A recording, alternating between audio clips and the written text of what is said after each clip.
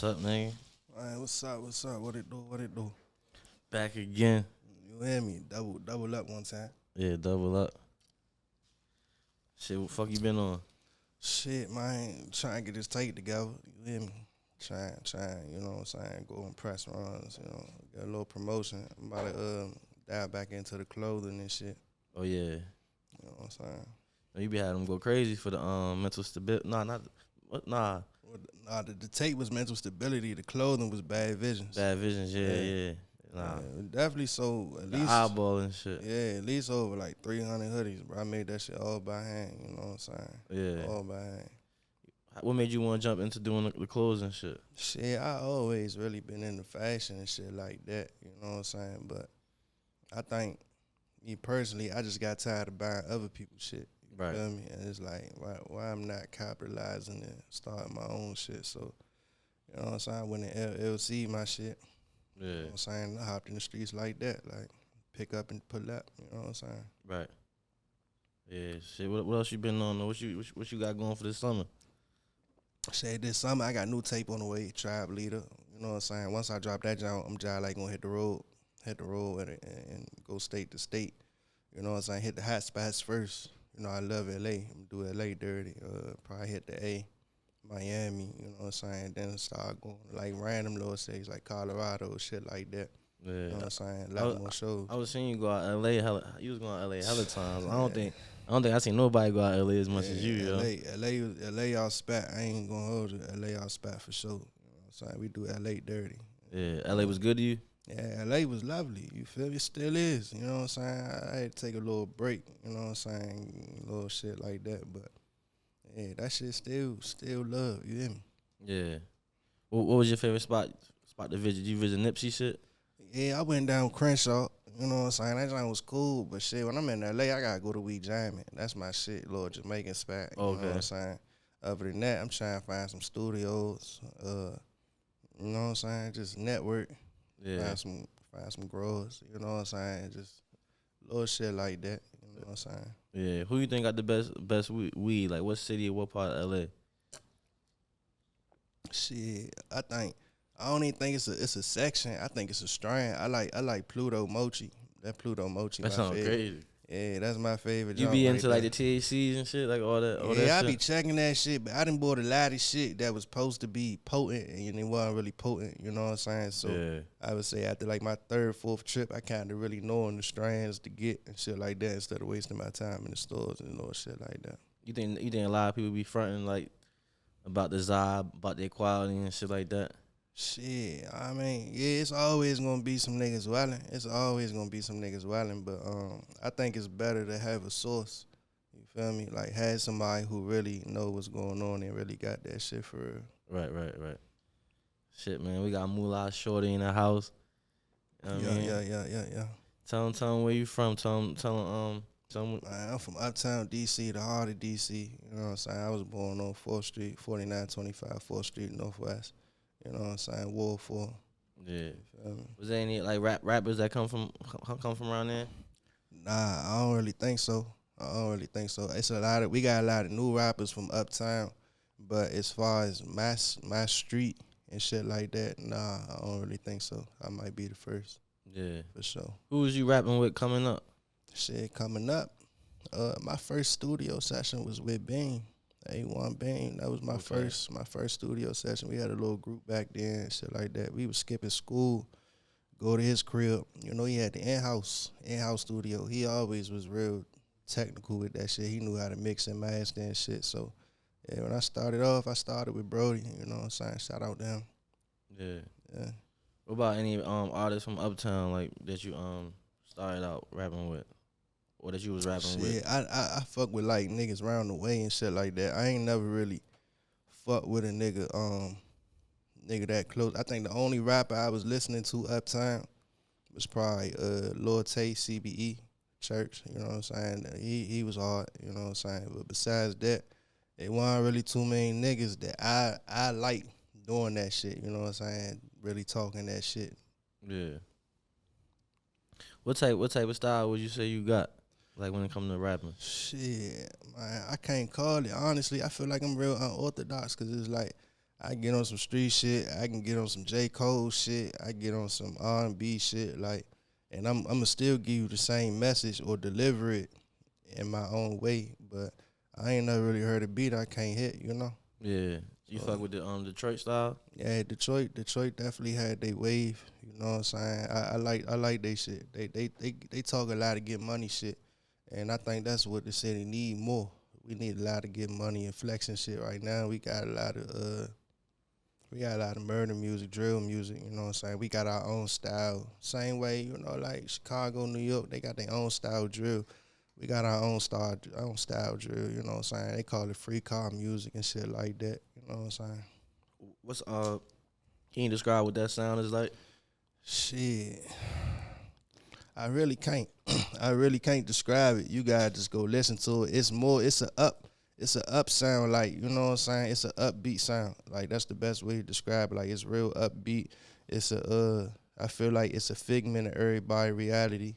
You know what I'm saying? I know it might sound like niggas making the same song 10 times and this nigga sound like that nigga, but they both living the same life. You feel me? So it's like, it's different. It's definitely different. Yeah, I feel like once it hit mainstream, I feel like a lot of mainstream artists, gonna jack the sound for real. It's just not there yet. You know what I'm saying? So when somebody hear your music, would they think automatically like, oh yeah, he from DC? Shit, yeah. I think if they hear like little words I'm saying and shit, they gonna think so. But I feel like I'm a little bit more. I do my own thing a little bit more, so I don't really try to make my music sound like I'm from somewhere. You know what I'm saying? Like, you talk to me, you know what it is. But beyond that, you might wonder. You definitely might wonder. I done been in the city and niggas hear my shit like, where you from? Like, nigga, up the street. You know what I'm saying? So it's just different. It's a lot of different sounds in the city right now. You know what's a true test to like how good your music is? What? If the woman is fucking with it. Absolutely. Tell us about that, because you get a lot of love. Yeah, I feel like that's a lost art. I feel like we got so hooked up on rapping about the street shit, we forgot to make shit for the ladies. So it's like when I make my tapes, I always make sure I got 3-4 songs, you know what I'm saying, for the women fans. Them my biggest supporters for sure. Yeah. Talk about how you connect with your fans and the people that support you. I think my connection started with like my content behind my music. If you know me personally, I get real deep in my music. So it's like I might say some shit that you ain't even know about me, and you might hear it and give me a call like I ain't know you went through that. You know what I'm saying? And shit like that. So I think in the beginning, a lot of people was just shocked by the things I was saying and the things I was exposing and shit like that. I ain't exposing nobody nothing, but I expose myself. Like, these my flaws. You know what I'm saying? So it's like you only respect it. So could it be a situation like a family member, somebody that was close to you, like went through something with you, but didn't know how you felt about it exactly until the song came out? Exactly. And then when the song came out, it was more respectable. It was like, oh, I ain't know you felt like that, but I also ain't know that you had this gift. Right. You feel me? So it's like they get behind me and they motivate me, you know what I'm saying, and let me know that they supporting what I'm doing. Did your peoples ever try to push, like, go to school, you know, graduate, get a job, fuck the music shit? Nah, I dropped out a while late. Probably 2013. That was supposed to be my graduation year. I had stayed back, and I watched a lot of my peers walk the stage. And I was already, I didn't really like people my age. I always felt like I was a little bit more mature because of the shit that I was going through. So watching them leave, I feel like I was in school with a lot of kids. You feel me? Right. I was a kid myself. It's like I just feel like I was in school with a lot of kids. So I went over to ACC, and I got my diploma on a little course over there. Okay, so not your GED, high school. Yeah, high school diploma. Yeah, I got that job, and I took a semester up there just to catch that feel, cause like I know this ain't my lifestyle, but shit, if the opportunity in front of me, like let me go ahead and try it out. You know what I'm saying? But yeah, I'm currently enrolled in PGCC right now. That's what's up. What made you do that? Shit, just want to try something new, man. You know what I'm saying? And it's like I got little brothers I got a lot of friends that I'm an example to, so I want to set an example of like just because we one way, it don't mean that we one. You know what I'm saying? One dimension. Yeah, we one dimensional. We could be whatever we want to be, and we could do whatever we want to do. The street shit don't define you, so it's like I feel like when I go through these courses and I pass and I do everything I need to do, it's gonna be more influential to the next person. Like shit, if he did that shit, he dropped out. You know what I'm saying? I could definitely do that shit. You know what I'm saying? So You that's my goal with that you shit. did that come with maturity, like thinking ahead, but also like looking back at the youth and wanting to make sure that your moves can be followed. Definitely, it definitely come with a lot of maturity because I was at a point for years where it's like that shit just ain't me. Like I ain't got that shit in me. You know what I'm saying? I ain't really grow up to be influenced like that. Like I don't know no doctors, no lawyers, or nobody who was successful from school. I just know niggas who was successful from the streets. So it's like in my mind, you can only be successful from the streets. You know what you see. You feel me? Right. So talk about like when you dropped out though. Like what was going on in your life?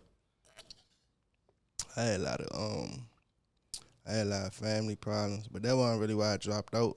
I just kind of felt like nothing that I was learning was matching my life or it could help me in life. You know what I'm saying? So Yeah. I got kicked out real young. And in those months that I was on my own, I kind of learned what life is about.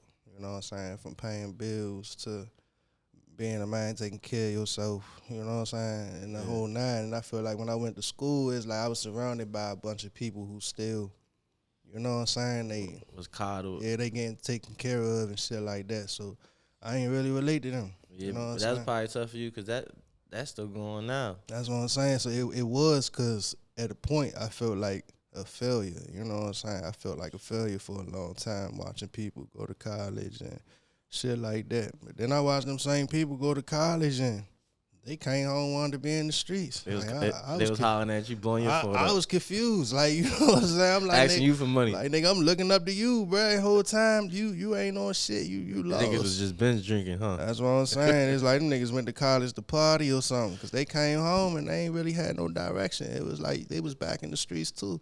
Yeah. And it was niggas who was never in the streets that ended up in the streets, you know?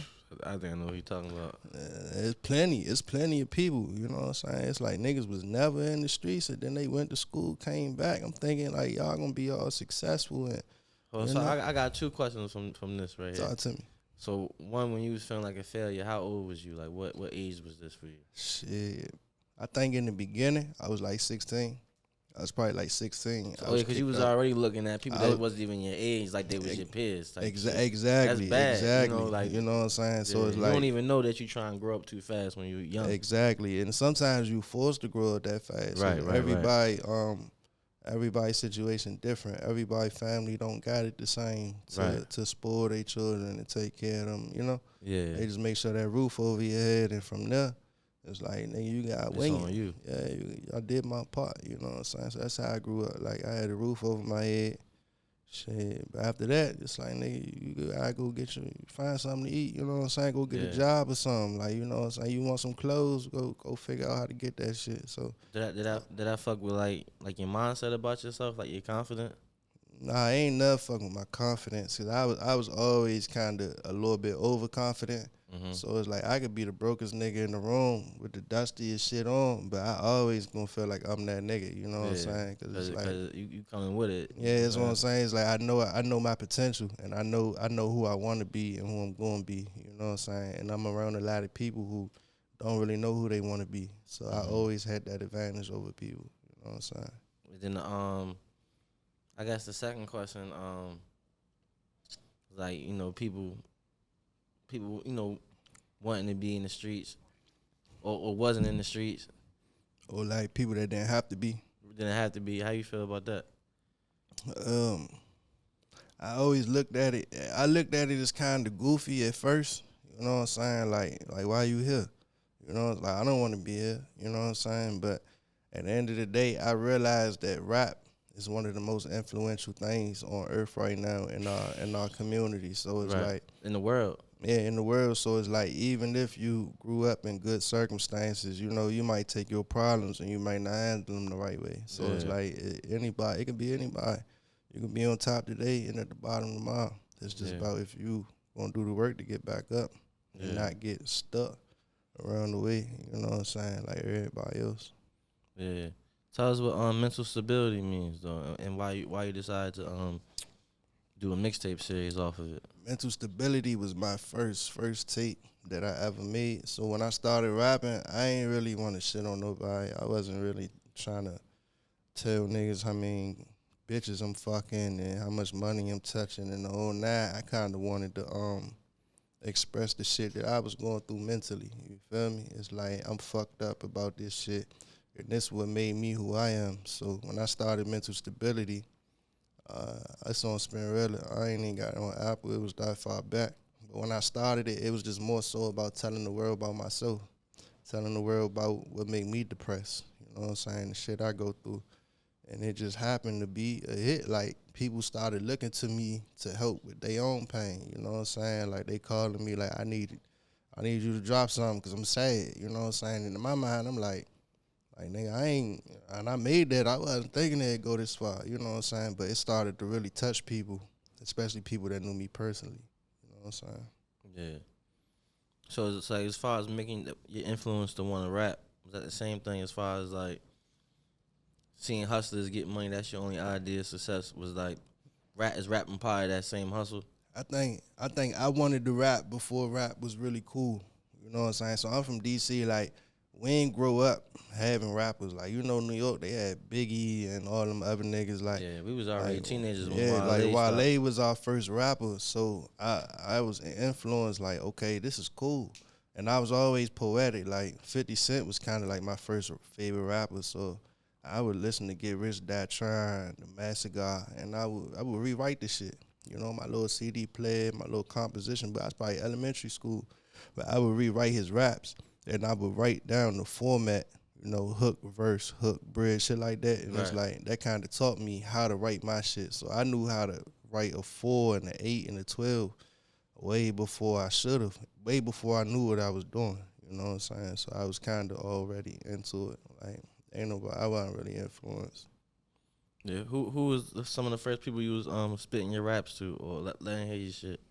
Shit, I'm gonna say my man Marley for sure. Me and my man Marley used to walk everywhere, so it's like we'd just be walking, and I just freestyle the whole walk. Like, we got a 20-minute walk, Yeah, and Miles like that shit and hard. I just rap the whole walk. And I'm gonna tell you some real shit. One day, I think I was like 16. He told me, he's like, bro, you nice in football, but you probably won't go to the league. He's like, you decent in basketball. You definitely not going to the league. He's like, you know what I'm saying? He's like, you definitely not going to the league. But he looked me in my eyes and said, bruh, but you can rap. I ain't gonna lie, bruh, like, you can rap. And like, to him, that was just like a regular, you know, we walking conversation. But to me, it hit my heart. Like, you know what I'm saying? It's like, you meant that. You know what I'm saying? Like, you see a skill in me. You feel me? And we was young, and I already knew I had it. But just for him to confirm it was big for me. Like, all right, let me take this serious. You know what I'm saying? So in high school, I started skipping school to go to the studio, come back, drop that shit, go to the court. Like, yeah, y'all heard this. You know what I'm saying? What y'all think about it? Then I think when my first solo song, it was called What It's Gonna Be. It's probably still on YouTube. It was called What It's Gonna Be. I got to school and the bitches was rapping it. For real? Yeah, they was just what it is, what it ain't gonna be. You know what I'm saying? I'm looking like they rapping my shit, you know what I'm saying? They telling me how hard it was, and it's like right then I knew, like, all right, I got something. Like, you know what I'm saying? Like, I could really be something off this shit, you feel me? Yeah, so that was like your junior year in high school or sophomore year in high school? Probably sophomore, junior year, in between. Because freshman year, I was still, you know, navigating in the crossing over. Like, I was in the football, you know what I'm saying? I broke my face. I got a metal plate in my face, like all this shit right here, metal. I broke my face playing football for my freshman year, and after that, I was like, man, this shit ain't getting me paid. You know, I done broke my face. I'm breaking bones, breaking shoulders and shit. Like, I probably never go to the league. So I kind of looked at it as like I got a better chance with rap. You know what I'm saying?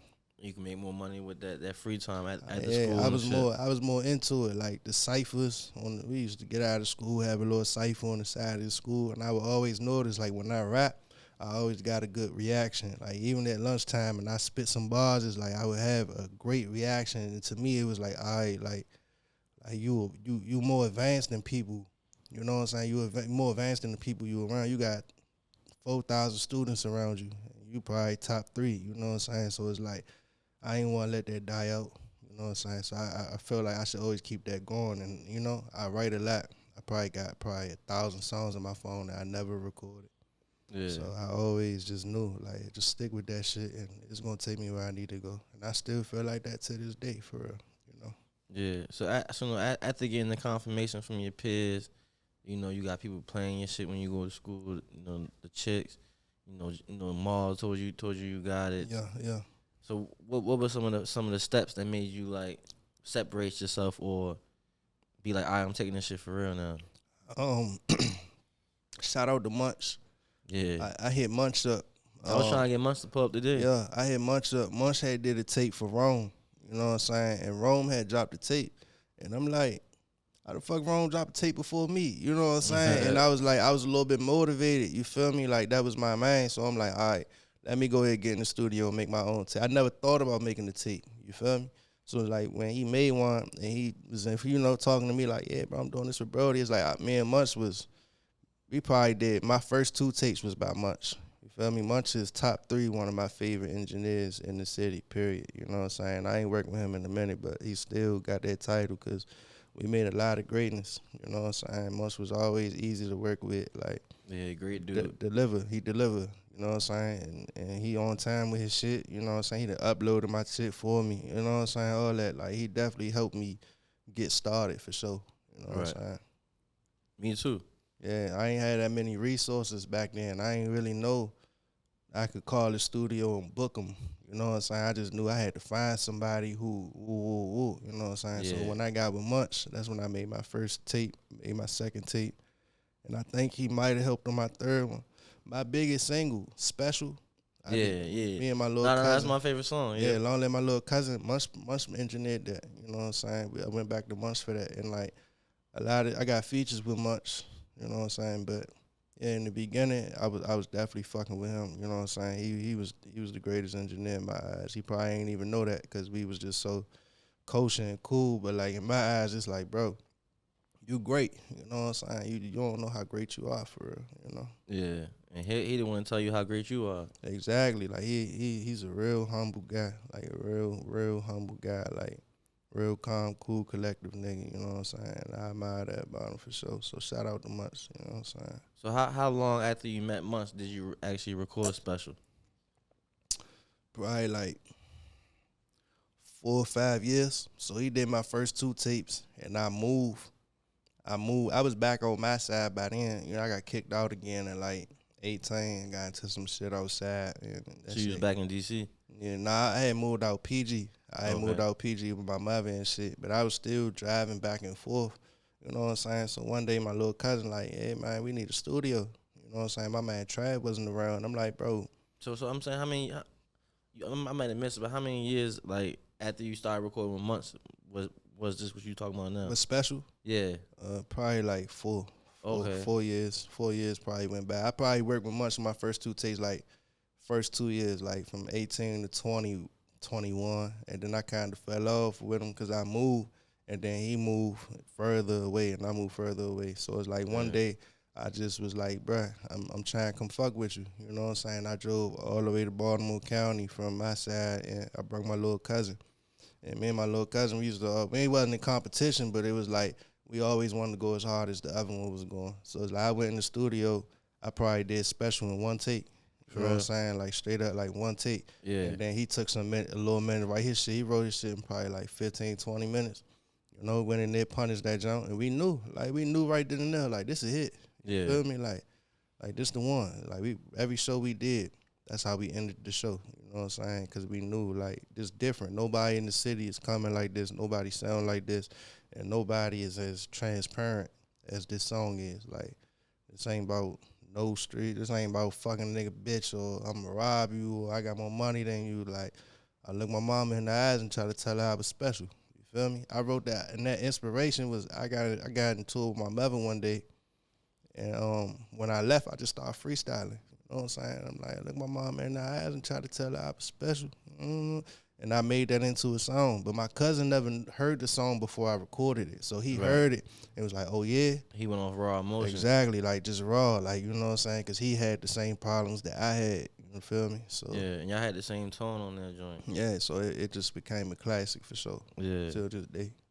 So what tape was that on? Mental Stability 2. It's on Apple Music, right? Yeah. I released it as a single before it came out. That was probably like my second or third single once I got on Apple and shit like that. Yeah. And then it just took off. Like, yeah. Yeah, that joint. Hold on, I ain't even got that shit connected, man. That's definitely one of my favorite joints. How old was you when you made the joint? I couldn't have been a day over 23. I probably was 22. I would say maybe 22, but I could have been 23. You know what I'm saying? At the most 23 for sure. Yeah. So I'm ready to play the joint now. Yeah, hey, that's my shit. Yeah, I probably performed this song like over 60 times. You know what I'm saying? Since my little cousin left, I never performed it again.